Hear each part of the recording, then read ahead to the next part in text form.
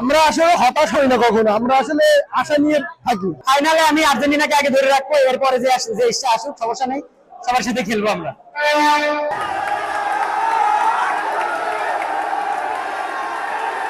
Argentina বর্তমানে world ranking 1 নম্বরে আছে এবং একটি ডমিনেট ম্যাচ খেলতেছে।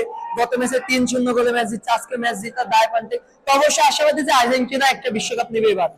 আমরা যদি বাকি অন্যান্য বিশ্ববিদ্যালয়গুলোতে দেখি, সেখানে অন্যান্য বিশ্ববিদ্যালয় প্রশাসন খেলা দেখানোর ব্যবস্থা করতেছে, বিশ্ববিদ্যালয় প্রশাসন প্রজেক্টরের মাধ্যমে বা বিভিন্ন সুযোগ সুবিধা দিচ্ছে। কিন্তু আমাদের বিশ্ববিদ্যালয়ে আপনি দেখতে পাচ্ছেন পিছনে একটা ছোট্ট টিভি, দুইটা টিভি আছে, যেটা আমি যদি বলি হলের যে পোলাপান আছে তাদেরই ধারণ ক্ষমতা নেই, সেখানে বাইরের পোলাপান কিভাবে দেখবে। এখানে আমি মনে করি যদি হল প্রশাসন কোনো পদক্ষেপ নেয়, হল প্রশাসন যদি অন্যান্য বিশ্ববিদ্যালয়ের মতো প্রজেক্টর বা কোনো মাধ্যমে দেখানোর ব্যবস্থা করে, আর এই যে গরমের ভিতরে পোলাপান গুলো যেভাবে খেলা দেখতেছে, এখানে যদি প্রশাসন পদক্ষেপ নিয়ে যদি কোনো ব্যবস্থা করে তাহলে ভালো হবে। আর ফাইনালে আমি আর্জেন্টিনাকে আগে ধরে রাখবো, এরপরে যে ইচ্ছা আসুক সমস্যা নেই, সবার সাথে খেলবো আমরা।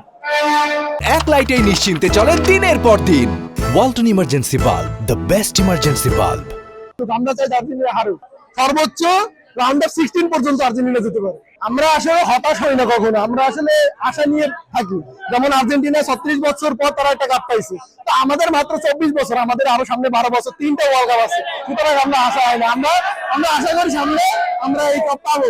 আজকে যে মেইন প্লেয়ার, সে আজকে পেনাল্টি মিস করছে, মানে এটা নিয়ে তারা আবার গর্ব করে বলে বাইরে যে পেনাল্টি মিস করছে, তাতে কি আমরা তো গোল দিছি।